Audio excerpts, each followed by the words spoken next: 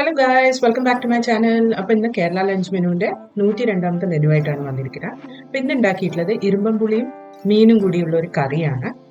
Super special ആയിട്ടുള്ള ഒരു Thrissur style റെസിപ്പിയാണ്. ഇതിന് കോമ്പിനേഷനായിട്ട് ക്യാബേജും ക്യാരറ്റും ഒക്കെ ഇട്ടിട്ട് ഒരു സ്പെഷ്യൽ തോരൻ, സാലഡും പിക്കിളും പപ്പടം ഒക്കെ വെച്ചിട്ട് നമ്മുടെ മീൽ റെഡി ആയിട്ടുണ്ട്. ഇൻഗ്രീഡിയൻസ് ലിസ്റ്റ് താഴെ കൊടുത്തിട്ടുണ്ട്. ഇതേപോലത്തെ നിറയെ മെനു ഐഡിയാസിനായിട്ട് എൻ്റെ ചാനൽ സബ്സ്ക്രൈബ് ചെയ്യാനും ബെൽ ബട്ടൺ ക്ലിക്ക് ചെയ്യാനും മറക്കരുത്. അപ്പോൾ നമുക്ക് വീഡിയോയിലേക്ക് കിടക്കാം. അപ്പോൾ ആദ്യം നമ്മൾ ഉണ്ടാക്കാൻ പോകുന്നത് ഫിഷ് കറിയാണ്. അപ്പോൾ ആ കറി ഉണ്ടാക്കാനായിട്ട് ഒരു ചട്ടിയിൽ വെളിച്ചെണ്ണ ചൂടാക്കിയിട്ടുണ്ട്. അതിലേക്ക് നമുക്ക് കുറച്ച് ചെറിയുള്ളി, ഇഞ്ചി, പച്ചമുളക് അരിഞ്ഞത് ചേർത്ത് കൊടുക്കാം. ഇതൊന്ന് നന്നായിട്ട് കുറച്ച് നേരത്തേക്ക് വഴറ്റിയെടുക്കുക.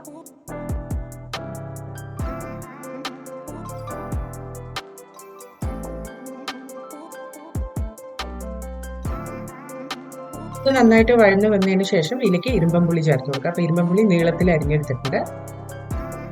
അപ്പോൾ കറിയുടെ പുളിക്ക് ആവശ്യമുള്ള ക്വാണ്ടിറ്റി എടുക്കുക.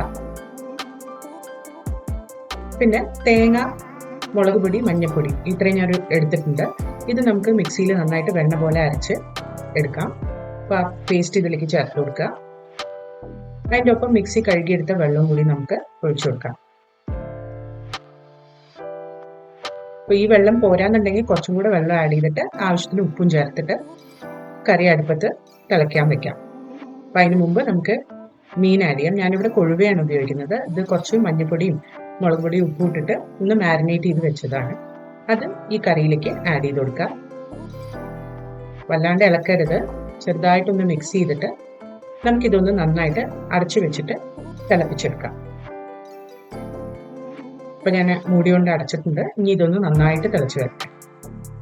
അപ്പോൾ കറി നന്നായി തിളച്ച് കുറുകി വരുന്ന വരെ അടുപ്പത്ത് വയ്ക്കുക. മീൻ നന്നായി വെന്ത് വരണം.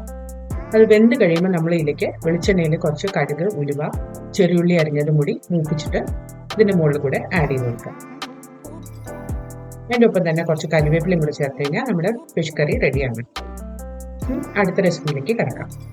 അപ്പോൾ അടുത്തുണ്ടാക്കുന്നത് ക്യാബേജും ക്യാരറ്റും ഒക്കെ ചേർത്ത് കുറച്ച് ചെറുപരിപ്പും ചേർത്തിട്ടുള്ള ഒരു തോരനാണ്. അപ്പോൾ അതിനായിട്ട് വെള്ളം തിളപ്പിച്ചിട്ട് അതിലേക്ക് 10 മിനിറ്റ് വെള്ളത്തിൽ സോക്ക് ചെയ്ത് വെച്ച ചെറുപരിപ്പ് ആഡ് ചെയ്ത് കൊടുക്കുക. ഇത് നന്നായിട്ട് ഒരു അരഭാഗം കുക്കാവുന്ന വരെ വെയിറ്റ് ചെയ്യുക. പിന്നെ അതിലേക്ക് നമ്മൾ ഷ്രെഡ് ചെയ്ത് വെച്ചിരിക്കുന്ന ക്യാബേജും ക്യാരറ്റും കൂടി ചേർക്കുക. ബീൻസ് ഉണ്ടെങ്കിൽ ബീൻസും കൂടി അരിഞ്ഞ് ചേർക്കുക. അപ്പോൾ ഇതിലിട്ടിട്ട് ഒരു 10 മിനിറ്റ് നേരത്തേക്ക് നമുക്കിതൊന്ന് തിളപ്പിച്ചെടുക്കണം. അപ്പോൾ 10 മിനിറ്റ് നേരത്തേക്ക് ക്യാബേജ് നന്നായി തിളച്ചിട്ടുണ്ട്. ഇനി ഇത് വെള്ളമൊക്കെ കളഞ്ഞ് ഡ്രെയിൻ ചെയ്തെടുക്കാം. പിന്നെ ഒരു ചീനച്ചട്ടിയിൽ നമ്മൾ കുറച്ച് വെളിച്ചെണ്ണ ചൂടാക്കിയിട്ട് അതിൽ കടുകും ഉഴുന്നുപരിപ്പും ആഡ് ചെയ്ത് കൊടുക്കുക. അതൊന്ന് നന്നായിട്ട് ചോപ്പിച്ചെടുക്കുക. മീഡിയം ഫ്ലെയിമിലാണ് ഞാനിത് വെച്ചിരിക്കുന്നത്. അപ്പോൾ അത് രണ്ടും പൊട്ടി വരുമ്പോൾ അതിലേക്ക് കുറച്ച് ചുവന്ന മുളക് ആഡ് ചെയ്ത് കൊടുക്കുക. കുറച്ച് കരിവേപ്പിലയും കൂടെ ചേർത്ത് കൊടുക്കുക. അപ്പോൾ നമ്മുടെ താളിപ്പ് കഴിഞ്ഞിട്ടുണ്ട്. ഇനി ഇതിലേക്ക് പച്ചമുളക് അരിഞ്ഞതും സവാള അരിഞ്ഞതും കൂടി ചേർത്ത് കൊടുക്കുക. ഇനി സവാള ഒന്ന് നന്നായിട്ട് മിക്സ് ചെയ്തിട്ട് അതിൻ്റെ കളർ ഒന്ന് മാറി വരുന്നവരെ കുക്ക് ചെയ്തെടുക്കാം.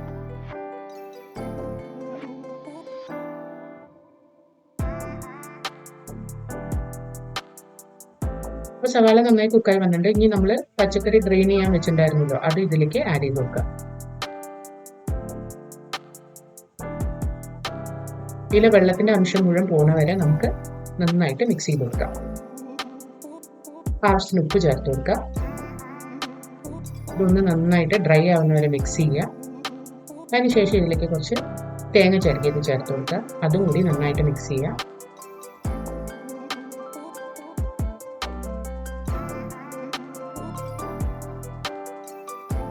നല്ലപോലെ ഡ്രൈ ആവണ വരെ ഇത് നന്നായി മിക്സ് ചെയ്തെടുക്കുക.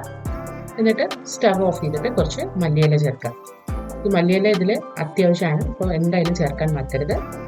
അപ്പോൾ നമ്മുടെ തോരന് റെഡി ആയിട്ടില്ല. അപ്പോൾ ഈ 2 റെസിപ്പീസും ട്രൈ ചെയ്തിട്ട് നിങ്ങൾ 3 നോക്കിയിട്ട് എന്നെ കമൻറ്റ് സെക്ഷനിൽ അറിയിക്കുക. അപ്പോൾ അടുത്ത പ്രാവശ്യം പുതിയ റെസിപ്പിയുമായി വരുന്നവരെ ബൈ.